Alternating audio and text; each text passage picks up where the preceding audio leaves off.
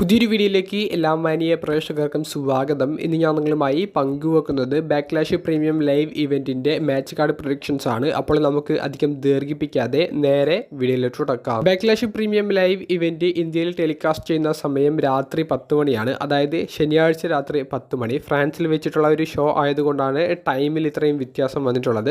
അപ്പോൾ ഫ്രാൻസിൽ വെച്ച് നടക്കുന്ന ഈ ഒരു ഷോയിലേക്ക് ഇപ്പോൾ തന്നെ 5 മത്സരങ്ങളാണ് ഔദ്യോഗികമായി കൺഫേം ചെയ്തിട്ടുള്ളത്. അപ്പോൾ സോണി ചാനലുകൾ വഴി നിങ്ങൾക്ക് ഇത് ടി വിയിലൂടെ ലൈവായി കാണാൻ സാധിക്കും. മൊബൈൽ ഉപയോഗിച്ച് കാണുന്നവരാണെങ്കിൽ ജിയോ ടി വിയിൽ ഇപ്പോൾ പ്രീമിയം ലൈവ് ഇവൻറ്റ്സ് ഒന്നും ടെലികാസ്റ്റ് ചെയ്യുന്നില്ല എന്നാണ് അറിയാൻ സാധിക്കുന്നത്. അപ്പോൾ അവർക്ക് കാണാനുള്ള മറ്റൊരു ഓപ്ഷൻ വാച്ച് റെസ്ലിംഗ് എന്ന് പറഞ്ഞിട്ടുള്ള വെബ്സൈറ്റ് വഴിയാണ്. ഇനി അതല്ല മറ്റു ഓപ്ഷനുകൾ ഉണ്ടെങ്കിൽ അത് കമൻറ്റ് ബോക്സിൽ നിങ്ങളൊന്ന് കമൻറ്റ് ചെയ്യുക. ആ ലൈവ് തുടങ്ങുന്ന ഒരു 10 മണി സമയത്ത് നിങ്ങൾ വാച്ച് റെസ്ലിംഗ് എന്ന് ഗൂഗിളിൽ സെർച്ച് ചെയ്തുകൊണ്ട് നിങ്ങൾക്ക് ഗൂഗിളിൽ കിട്ടുന്ന ഏതെങ്കിലും ഒരു സൈറ്റിൽ കയറി ഏതെങ്കിലും ഒരു സെർവറിലൂടെ നിങ്ങൾക്ക് ഈ ഒരു ഷോ ലൈവായി കാണാൻ സാധിക്കും.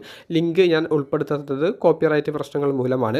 തേർഡ് പാർട്ടി ഒരു സൈറ്റാണ്, അതുകൊണ്ടാണ് ലിങ്ക് ഉൾപ്പെടുത്താത്തത്. അപ്പോൾ നമുക്കിനി മാച്ച് കാർഡ് പ്രൊഡിക്ഷനിലേക്ക് വരികയാണെങ്കിൽ 5 മത്സരങ്ങളിലെ ആദ്യത്തെ മത്സരം വുമൻസിൻ്റെ ടാഗ് ടീം ചാമ്പ്യൻഷിപ്പ് മത്സരമാണ്. അതായത് കബൂക്കി വാരിയേഴ്സ് ഡാമേജ് കൺട്രോളിൻ്റെ ഉള്ളിലെ തന്നെ മറ്റൊരു ടാഗ് ടീമിൻ്റെ കയ്യിലാണ് നിലവിൽ ചാമ്പ്യൻഷിപ്പ് ഉള്ളത്.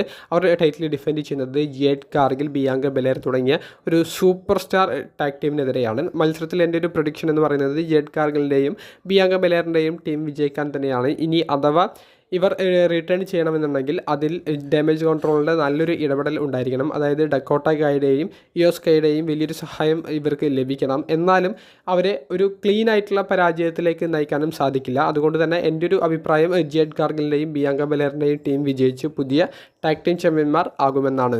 രണ്ടാമത്തെ മത്സരം Bailey versus Tiffany Stratton versus Naomi തമ്മിലുള്ള വുമൻസ് ചാമ്പ്യൻഷിപ്പ് മത്സരമാണ്. ഒരു ട്രിപ്പിൾ ത്രെറ്റ് മത്സരം ആയതുകൊണ്ട് തന്നെ ഒരു നോ DQ തലത്തിലുള്ള ഒരു മത്സരമായിരിക്കും നമുക്ക് കാണാൻ സാധിക്കുക.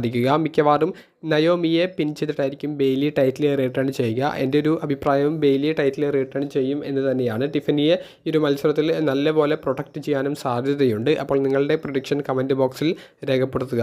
മൂന്നാമത്തെ മത്സരം ബ്ലഡ് ലൈനിലെ സോളോ സിക്കോവയും പുതിയ ടീം മെമ്പറായ ടാമ ടോങ്കയും ടീമായിക്കൊണ്ട് റാൻഡി ഓർണയും കെവിൻ ഓവൻസിനെയും ഒരു ടാഗ് ടീം മത്സരത്തിൽ നേരിടുന്ന ആ ഒരു മത്സരത്തെ സംബന്ധിച്ചാണ്. അപ്പോൾ ഈ ഒരു മത്സരം വളരെ ഗംഭീരമായിരിക്കും. ഈ ഒരു മത്സരത്തിൽ സോളോ സിക്കോവയെയും ടാമ ടോങ്കയെയും സഹായിക്കാൻ വേണ്ടി പുതിയ മെമ്പർ ജേക്കബ് ഫാറ്റു വരാനുള്ള സാധ്യതകളും വർദ്ധിച്ചിട്ടുണ്ട്. കാരണം പെർഫോമൻസ് സെൻറ്ററിൽ കഴിഞ്ഞ ആഴ്ച ജേക്കബ് ഫാറ്റു ട്രെയിൻ ചെയ്യുന്നതിൻ്റെ കുറച്ച് അപ്ഡേറ്റ്സ് ഒക്കെ നിലവിൽ സോഷ്യൽ മീഡിയയിൽ നിന്ന് ലഭിക്കുന്നുണ്ട്. ട്രെയിൻ ചെയ്യുക എന്ന് പറയുമ്പോൾ സോളോ സിക്കോവയും ടാമ ടോങ്കയും ഒക്കെ ജേക്കബ് ഫാറ്റുവിൻ്റെ കൂടെ ഉണ്ടായിരുന്നു എന്നാണ് നമുക്ക് അറിയാൻ സാധിക്കുന്നത്. അപ്പോൾ അവർ എങ്ങനെയാണ് ജേക്കബ് ഫാറ്റുവിൻ്റെ ഡെബ്യൂ നടത്തേണ്ടത് എന്നുള്ളൊരു ട്രെയിനിങ് ആയിരിക്കും മിക്കവാറും പെർഫോമൻസ് സെൻറ്ററിൽ ചെയ്തിട്ടുണ്ടായിരിക്കുക. അതുകൊണ്ട് തന്നെ ബാക്ക്ലാഷ് പ്രീമിയം ലൈവ് ഇവൻറ്റിലൂടെ ബ്ലഡ് ലൈനിലേക്ക് പുതിയ മെമ്പർ, WWE റോസ്റ്ററിലേക്ക് പുതിയൊരു താരം എന്നുള്ളൊരു രീതിയിലുള്ള ജേക്കബ് ഫാറ്റുവിൻ്റെ ഡെബ്യൂ ആയിരിക്കും മിക്കവാറും നടക്കുക.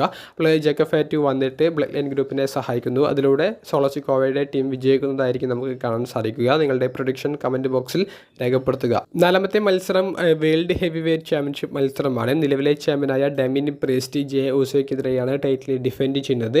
എന്തായാലും ഡെമിൻ പ്രീസ്റ്റ് ടൈറ്റിൽ റിട്ടേൺ ചെയ്യാൻ തന്നെയാണ് സാധ്യത കൂടുതലുള്ളത്. ജഡ്ജ്മെൻറ്റ് ഡേക്കുള്ളിലെ കൂടുതൽ പ്രശ്നങ്ങൾ ഈ ഒരു മത്സരത്തിലൂടെ അവർ കാണിക്കാനും സാധ്യതകളുണ്ട്. നിങ്ങളുടെ അഭിപ്രായം കമൻറ്റ് ബോക്സിൽ രേഖപ്പെടുത്തുക. അഞ്ചാമത്തെയും അവസാനത്തേതുമായിട്ടുള്ള മത്സരം നിലവിലെ അൺഡിസ്പ്യൂട്ടഡ് ചാമ്പ്യനായ കോഡി റോഡ്സ് AJ സ്റ്റൈൽസിനെതിരെ ഡിഫെൻഡ് ചെയ്യുന്ന ചാമ്പ്യൻഷിപ്പ് മത്സരമാണ്. അപ്പോൾ ഇതൊരു ഡ്രീം മാച്ചാണ്. ഈ ഒരു ഡ്രീം മാച്ച് കിടിലനായിരിക്കുമെന്ന് തന്നെ പ്രതീക്ഷിക്കാം. മത്സരത്തിൽ കോഡി റോഡ്സ് AJ സ്റ്റൈൽസിനെ പരാജയപ്പെടുത്തിക്കൊണ്ട് ടൈറ്റിൽ റിട്ടേൺ ചെയ്യാനാണ് സാധ്യത കൂടുതലുള്ളത്.